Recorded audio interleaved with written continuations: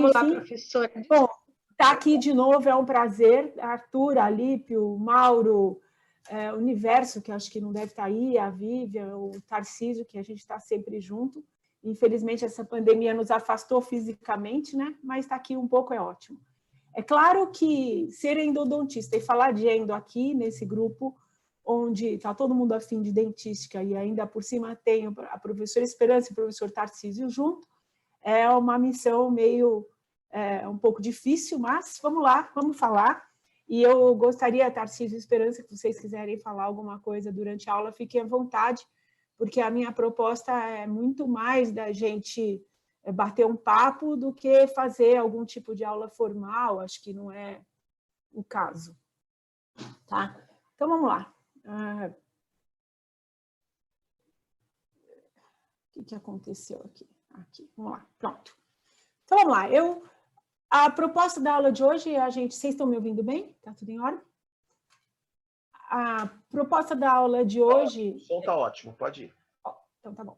A proposta é a gente falar um pouquinho sobre as restaurações pós-tratamento endodôntico, né? O que hoje se chama de EndoRest ou EndoRestore, ou enfim, da maneira como quiserem chamar, mas a proposta é essa. Então, vamos lá.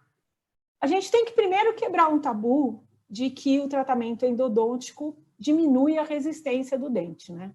Isso é uma coisa que se falava muito, até há muito tempo atrás, mas desde 77 a gente já tem trabalhos mostrando que as cavidades de acesso endodôntico têm uma porcentagem muito menor de fratura ou de fragilidade dental do que umas restaurações convencionais para restauração do dente, né? De cavidades convencionais.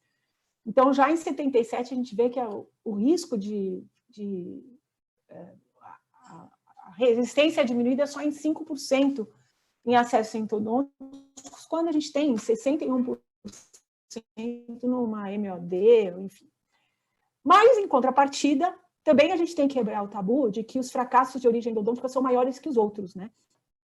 E a gente sabe que hoje em dia, e principalmente com o advento da evolução tecnológica da endodontia, onde a gente tem condição de fazer preparos mais conservadores, né, e com maior certeza de descontaminação, onde a gente tem uma qualidade de tratamento endodôntico potencializada, a gente também tem cada vez mais uma diminuição na porcentagem de fracassos que sejam de origem endodôntica. Aqui a gente tem um trabalho já do começo dos anos 2000, que mostra que mesmo cavidades de acesso maiores, menos conservadoras, também não tiveram diferença significativa na quantidade de fratura, né, na fragilidade do dente, ainda que sejam menores ou maiores. Então, isso também que a gente falava muito, ouvia falar muito antigamente, os nossos professores ainda falavam, né, Alípio, naquela época, que não abre muito dente, abrir muito dente para fazer o canal, você vai deixar ele mais frágil. A gente sabe que isso não é exatamente verdade. Então, vamos entrar na parte do que a gente precisa falar e saber sobre realmente as condições que a gente tem para poder fazer um tratamento endodôntico. E antes de pensar no pós-tratamento, a gente tem que pensar na hora que o paciente chega no nosso consultório, onde muitas vezes a gente fala, esse dente não vai dar para isolar, nossa, não tem estrutura dental para isso. Então, por que não a gente usar o nosso lado de dentista antes de endodontista e não fazer uma reconstrução básica dessa coroa para que ela nos dê condições mais satisfatórias de fazer o tratamento?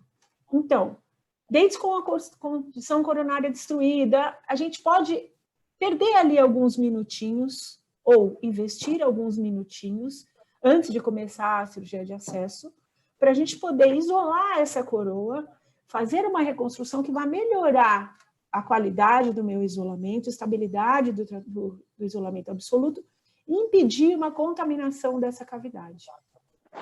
Então, aqui tem um casinho cedido pelo professor Rafael Henrique de Carvalho, um colega nosso da Endo, onde ele mostra lá uma coroa de um molar totalmente destruída e olha lá o que ele fez. Fez uma paredezinha ali com uma resina flow, onde ele conseguiu apoiar o isolamento absoluto, colocar um top-down, fazer com que esse isolamento absoluto ficasse estável, permite com que as substâncias auxiliares sejam acondicionadas nessa região sem extravasamento, tendo uma ação melhor no interior dos canais radiculares, conseguir um acesso dessa região e permite depois que seja feita um curativo, nesse caso aqui, que ele deve ter usado, provavelmente ele usou uma mesma resina, e devolve para o clínico que vai fazer a reabilitação, mas de uma maneira onde ele teve uma segurança no tratamento. Então, essas reconstruções são relativamente simples de serem realizadas, não vai perder muito tempo e a gente vai ter uma qualidade de tratamento muito superior àquela se fosse feita com o risco de contaminação maior. Depois da endodontia é que vem o grande lance, né, aquilo para o qual a gente está se propondo a conversar, que é o que a gente faz depois do tratamento endodôntico. Então, primeiro, a gente tem que entender que as restaurações depois do tratamento, elas vão depender das mesmas condições, dos mesmos requisitos que a gente avalia para fazer qualquer tipo de planejamento restaurador. Então, o que sobrou de parede? Eu vou ter parede, eu vou ter crista marginal, não vou ter? Essa estrutura coronária que sobrou me permite fazer uma restauração direta? Ótimo. Ah, que bonitinho, né? Eu fiz só uma abertura ali pequenininha, vou conseguir fazer uma resina? Ok, mas você olhou se não tem cárie remanescente? O que está acontecendo ali embaixo? Então, é esse critério, essa avaliação e planejamento que vai depender das nossas condições de clínicos, de dentistas, antes de endodontistas, mais uma vez, para poder definir o que vai ser feito. Né? E alguns casos não nos permitem uma simples restauração em resina, a gente vai ter que fazer uma restauração indireta, pode ser em laboratório ou não, mas enfim, naquelas situações onde o remanescente é insuficiente para sustentar uma restauração coronária e a gente precisa realmente de um outro planejamento para que a gente possa definir o que fazer. Então, a minha proposta aqui hoje, para conversar com vocês, é justamente o que a gente faz para evitar situações que podem levar ao nosso insucesso, ao insucesso do tratamento endodôntico, ainda que bem conduzido pelo endodontista. Em 98, a gente já tem esse trabalho do professor Imura e do Zuolo, que eles dizem e enfatizam que a qualidade da restauração definitiva é o que define o prognóstico do dente.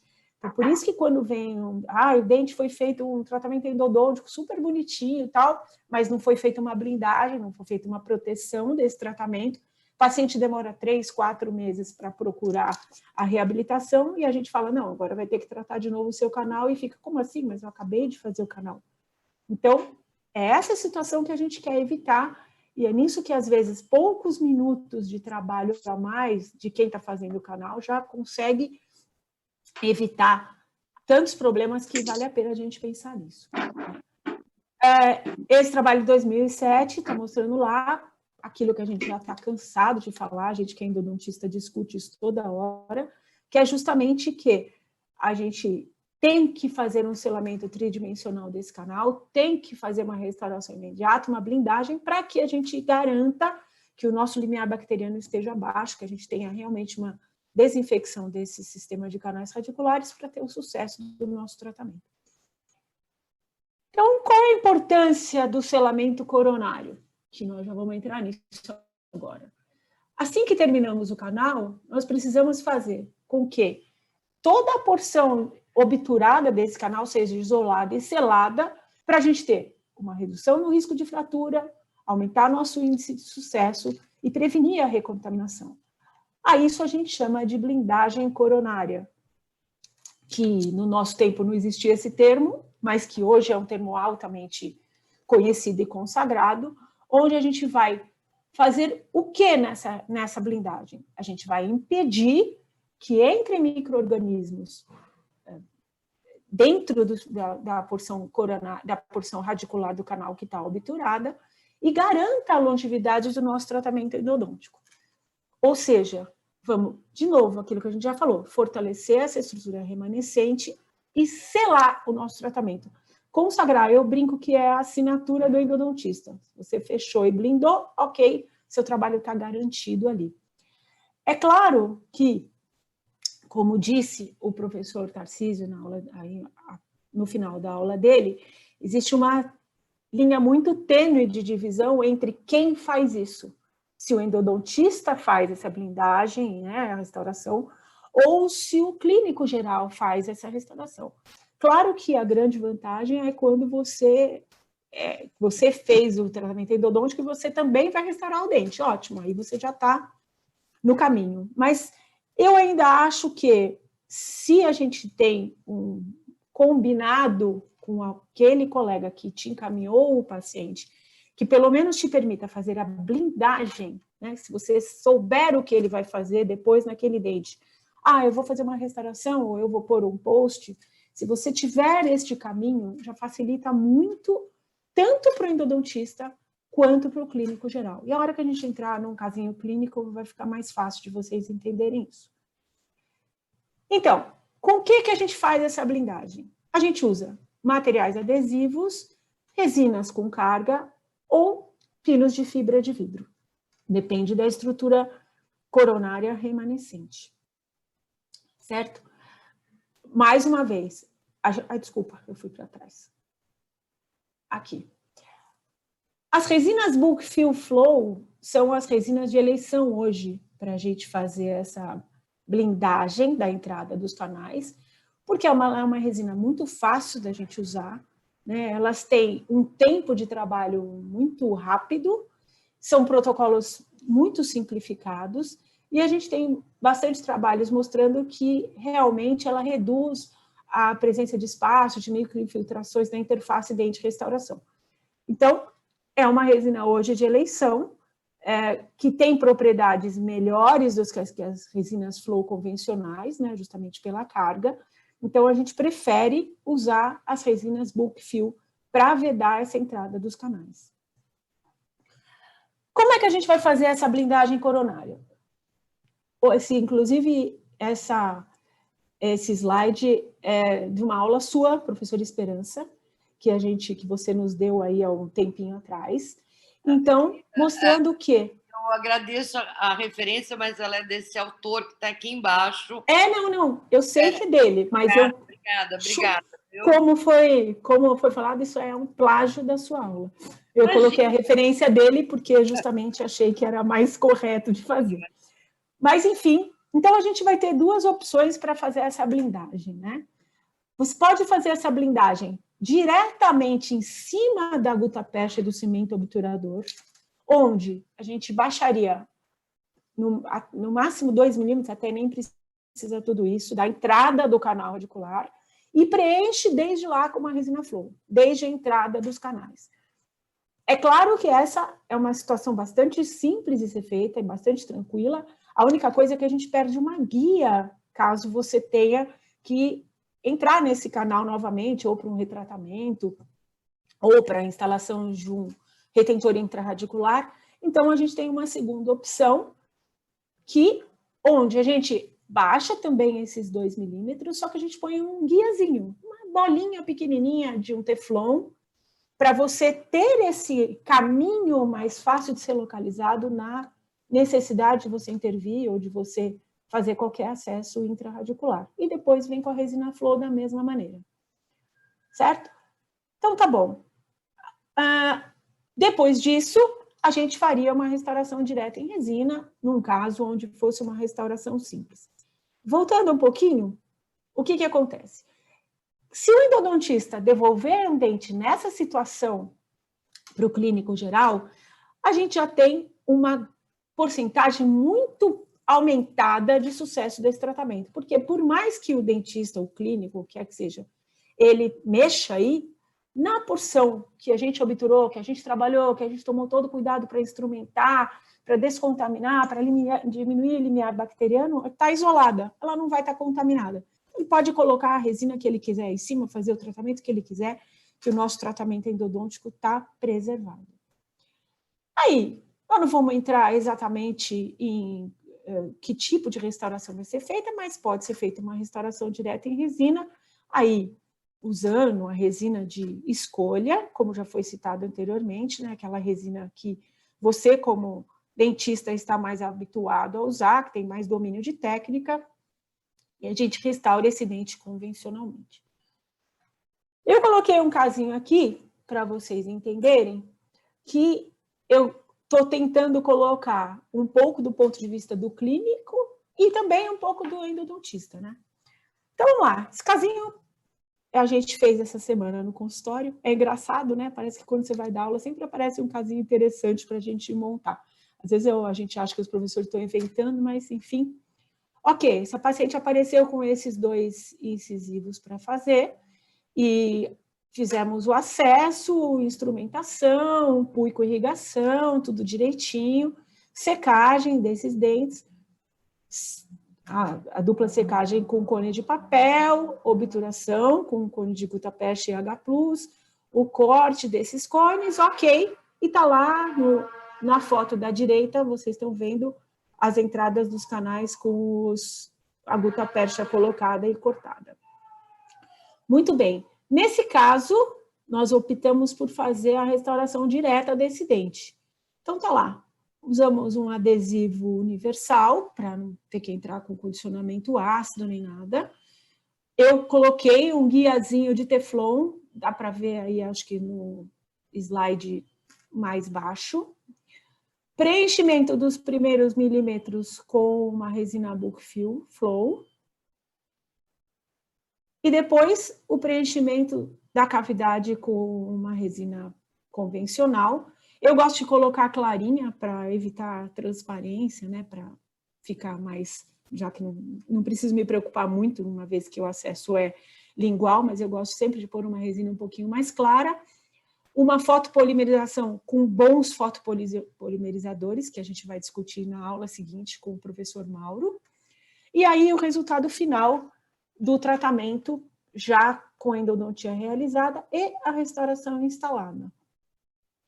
Então, tá lá, tanto o aspecto que o endodontista gosta, radiográfico, quanto o aspecto do clínico, né, ali já restaurado o dente, e o que é mais legal, olha lá, a paciente foi anestesiada às 9 horas e às 10h15 ela levantou da cadeira com os 2 dentes endodonticamente prontos, blindados e restaurados.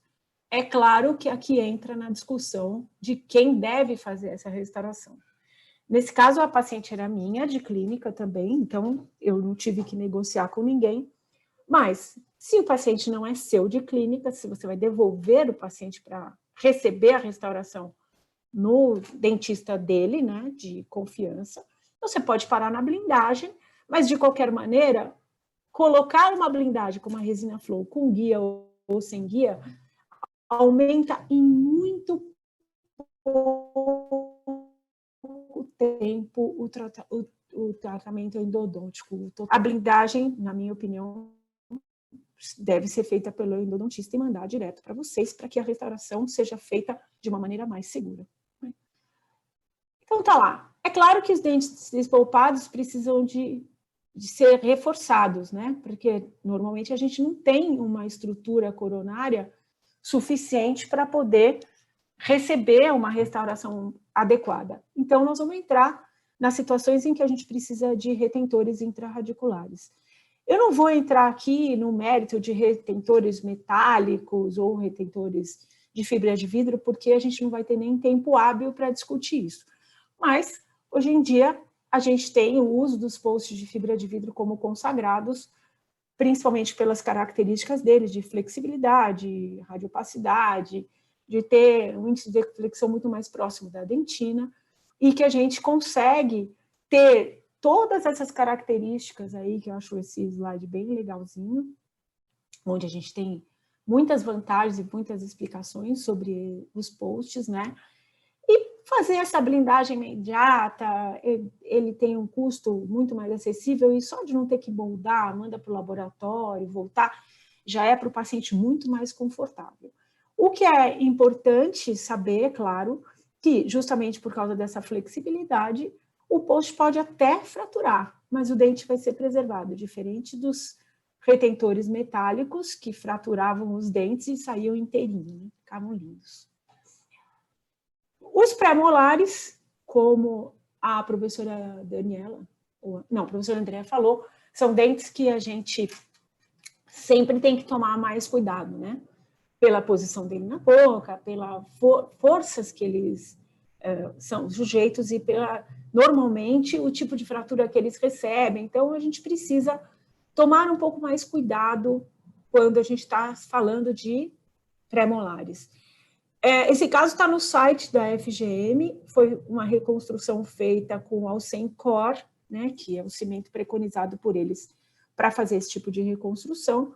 Então, está lá a obturação, a instalação de um poste de fibra de vidro, né, onde foi colocado o Alcencor e a instalação do poste, e uma restauração feita por incrementos, olha lá, que foi feito tudo imediatamente pós o tratamento endodôntico, né, não na mesma sessão, mas assim, e vocês veem a qualidade da restauração que foi feita em cima de um dente que foi tratado o canal e instalado um poste de fibra de vidro.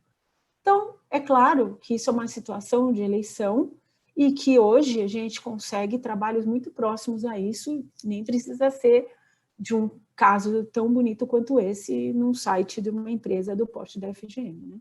A gente pode fazer isso no nosso consultório. Com relação aos posts, a gente vai ter uma gama enorme de posts disponibilizados no mercado, né? E é claro que, assim como os adesivos, que a gente deve ter vários na nossa gaveta, isso serve também para os posts. Por quê? Porque a gente vai ter opções de modelagem e adaptação ao interior do canal que foi modelado e que nem sempre você tem um post, se você tiver só um, nem sempre ele vai resolver todos os seus problemas. Então, a gente tem modelos diferentes da própria Ângelos, que eu tive a oportunidade de conhecer a fábrica e a gente sabe o trabalho que eles têm, a qualidade dos posts deles e o tipo de... todo o estudo que vem por trás, né, por isso eles têm esses posts já bem adequados. Alguns acompanham, inclusive, as brocas, para você já fazer o preparo adequado deles, né? A gente tem a Superdonte, que alguns aí já tiveram a sorte de ganhar alguns posts, né? E que eles têm inúmeros modelos estriados, não estriados, dupla conicidade, lisos, com um corezinho.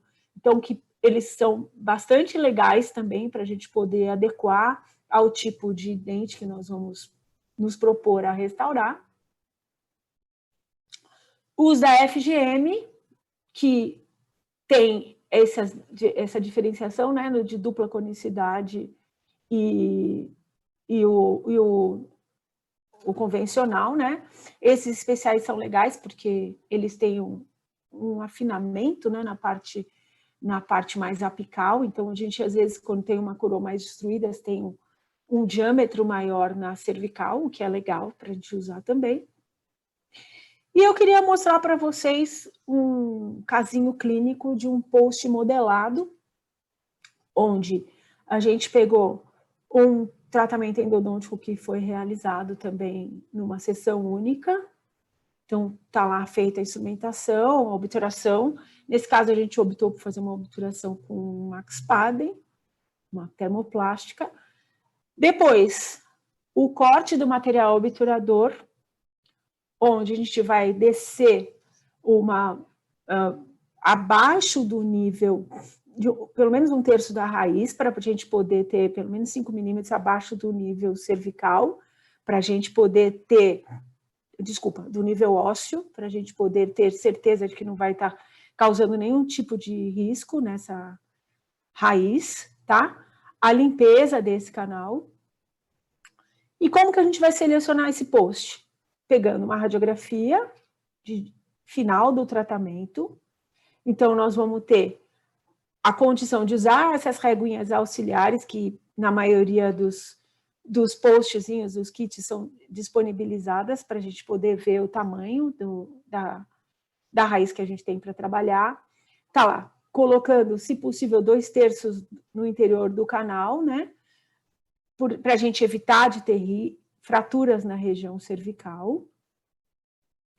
Vamos selecionar o post, de novo mostrando para vocês aí os posts lisos ou os posts que são mais afilados, né, que tem essa conicidade que vai aumentando, esse taper ampliando mais fininho na ponta, nos casos onde você quer isso, né? Depende da condição que você modelou o seu canal. E lá, limpando o post com álcool ou com ácido fosfórico, para que a gente tenha a higiene desse post. Aplicação de um silano, depois um adesivo. No caso aqui, eu optei por usar um adesivo universal, pela praticidade do trabalho, para a gente ter um ganho de tempo, né? Agora com a visão de endodontista. E nesse caso foi feita uma modelagem. Como é que a gente faz essa modelagem? Uma porção de resina convencional, que vocês dominem, né? Que tenha que vocês saibam usar, aquela que você melhor se adapte a trabalhar. E a gente vai, com o auxílio de uma pinça, colocando e tirando do interior do canal e fazendo a modelagem. Quando que eu vou fazer isso? Quando o post que eu escolhi não estiver adequado, quando ele estiver com báscula, quando ele não sentir que ele está firme no interior do canal. Aí você vai colocando e tirando até modelar o canal da maneira adequada que você achar. Olha lá, tá modeladinho. Ok, aí a gente faz a fotopolimerização. Lembra sempre de marcar qual é a posição que esse post vai entrar no interior do canal, porque senão quando colocar esse post já não vai entrar certo. Então marque qual é a posição que ele tem que entrar. E tá lá, vamos cimentar o dente. Aí vem as discussões. Ah, mas o que eu vou fazer? Eu acabei de irrigar o dente, eu acabei de instrumentar, como é que vai ser a adesão desse cimento e tudo? Então, tá bom. Qual é o protocolo que a gente tem feito? A gente faz uma neutralização dessas substâncias irrigadoras com uma solução, um soro fisiológico, o próprio hidróxido de cálcio, por cloreto de sódio, faz um PUI, né, faz uma irrigação ali e usa um ultrassom ou um EasyClean, potencializa essa limpeza, e com isso a gente tem uma diminuição do comprometimento da adesão. EDTA não, EDTA a gente já tem alguns trabalhos mostrando que ele sim vai diminuir a condição de adesão. Então, a gente prefere usar essas outras substâncias. Feito isso, a gente coloca um adesivo no interior do canal. Esse adesivo, ele tem muito mais a função de blindagem dos túbulos dentinários do que de uma própria adesão mecânica, química, porque a gente vai usar uma adesão mecânica nessa situação. Eu prefiro usar cimentos autocondicionantes, mas nesse caso aqui, a gente fez também com Alcencor, como vocês vão ver aqui. E um resuminho, falando lá, a seleção do post, uma limpeza com um condicionamento ácido, né, ácido fosfórico, silinização, adesivo e a escolha de um cimento resinoso. Quanto ao cimento resinoso, a gente pode escolher ou cimentos de cura dual, ou cimentos autoadesivos, autocondicionantes, que são mais práticos de ser usado, mais rápidos, né? Dispensam alguns passos clínicos, dispensam o sistema adesivo, mas aí usem um cimento autocondicionante de boa procedência, de boa qualidade, onde a gente vai ter uma garantia de que o nosso post vai estar bem ancorado e permitindo um bom resultado clínico. Aí a gente tem dois exemplos, né, de cimentos autoadesivos, autocondicionantes, um 207 pp, que são cimentos que eu costumo ter na minha gaveta lá do consultório, que me trazem bastante tranquilidade no uso deles. E aí, a cimentação desse post, como eu falei, que nesse caso a gente usou Alcencor, e a confecção do próprio core, e depois a restauração em resina direta e o trabalho final desse dente. Mais uma vez, com um tempo relativamente curto, né, um tempo suportável pelo paciente na cadeira, e ele sai com esse trabalho pronto e resolvido. Muito bem. Eu acho que o que eu queria falar era isso, talvez eu tenha corrido um pouco, que eu fiquei preocupada aí de ter esse tempo não adequado e deixar vocês meio com fome. E eu, honestamente, prefiro quando vocês estão falando, eu fico sozinha aqui desse lado, fica meio esquisito. Mas eu espero que vocês tenham entendido, aproveitado. E vamos lá, se vocês tiverem alguma dúvida ou quiserem falar alguma coisa, estou à vontade. Como é que eu faço para deixar isso e vocês aqui? Ah, tá. Parabéns, parabéns.